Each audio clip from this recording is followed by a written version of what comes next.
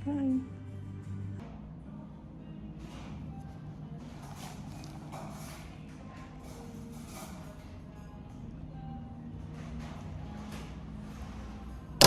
Mapunta yung bola doon sa may market niya.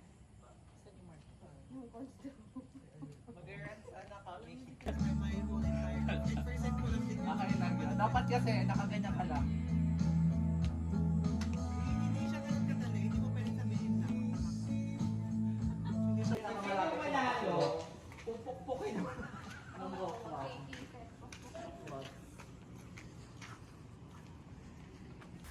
Hi, welcome back. It's 19th of April, so it means it's the Tortured Poets Department Day, and it's already 11:55 here in the Philippines. So we are 5 minutes away from hearing a new Taylor Swift album, and yeah. So I just bought a T-shirt. It already came 2 weeks ago. I think I already wore this one twice already, and I also ordered a cake, a bento cake, since I usually do this one whenever a new Taylor Swift album comes out. So here's the cake.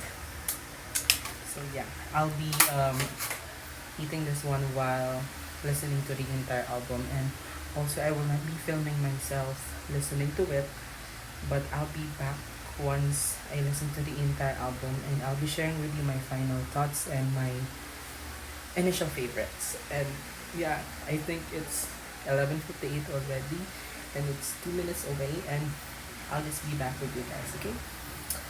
So yeah, bye bye. And I wanted to eat this one now.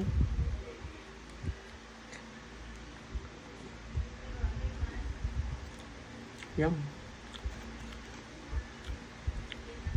I'm halfway through. Hi, so I just finished listening to the entire album. It's already 1:30 p.m. And isa lang masasabi ko. Joe Alvin. Anong ginawa mo? Ah! Charot. So, yan. I'm really happy with the outcome. Well, sonically, I expected it to be more like Midnights. But hindi naman siya ganun ka-songs ng Midnights. But I'm really happy that it's there's a lot of song in the album na very upbeat, since I'm not a huge fan of yung beat nung Folklore and Evermore, but I love the lyrics of those sister albums. But on this specific album that just came out earlier, maybe my top three as of the moment are So Long London, LOML, which means Lost of My Life, and then the other one will be Florida. So it's actually a really good. Those three are my favorites for my initial lessons, and then I will need to have more time with the other tracks. But yung The Alchemy is actually a great song. I think it will grow on me. Parang may mga Taylor Swift album or songs kasi ako na yung sa initial listens ko, it's not really my favorite, but habang tumatagal, nagiging favorite ko siya. Like for example, Visual. So when Visual came out, I'm not really a huge fan of it, but right now it's on my top 10. So it's on my top 10 Taylor Swift song.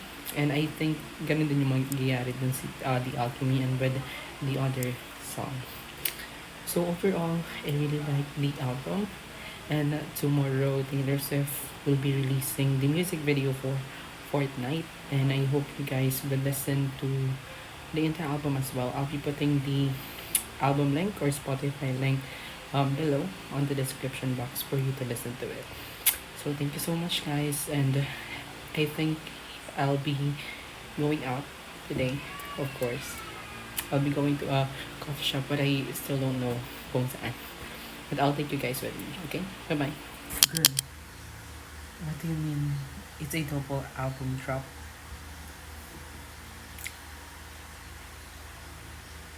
As I'm listening to the album again, Taylor just posted this. She said na may 15 songs pa daw that she wrote for this album. So it's the Tortured Poets Department, the anthology. So basically, there's another 15 songs that we need to listen. I'm overwhelmed. But I'm ready for it. I'm here for it. I'll just go ahead and listen to the song. And I don't know if I will still be giving a feedback. But I think I will see you sa coffee shop. Yeah. Bye.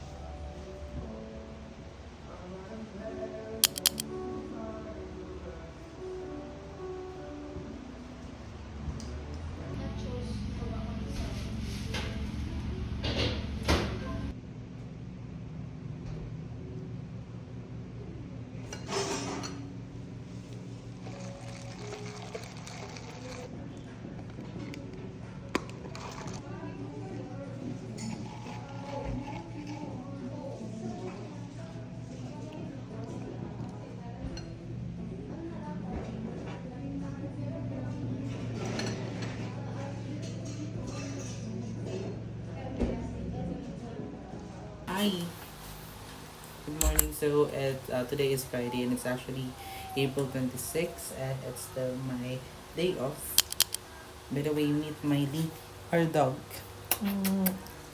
So kami lang dalawa dito ngayon and of course, I'll be going out since I'm kind of bored here sa house.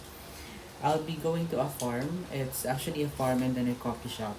I've been there a couple of times already, so parang hindi naman nabago sa akin yung place. My only problem with that coffee shop is sobrang hina ng signal doon and wala siyang wifi. But it's fine since nag-download naman ako ng mga videos and then mga vlogs. Napapanoorin ko later while eating. And of course, may iwan si Miley dito sa bahay. So, you're gonna bantay. Here. So, siyang may iwan dito. And of course, I'll take you guys with me as usual.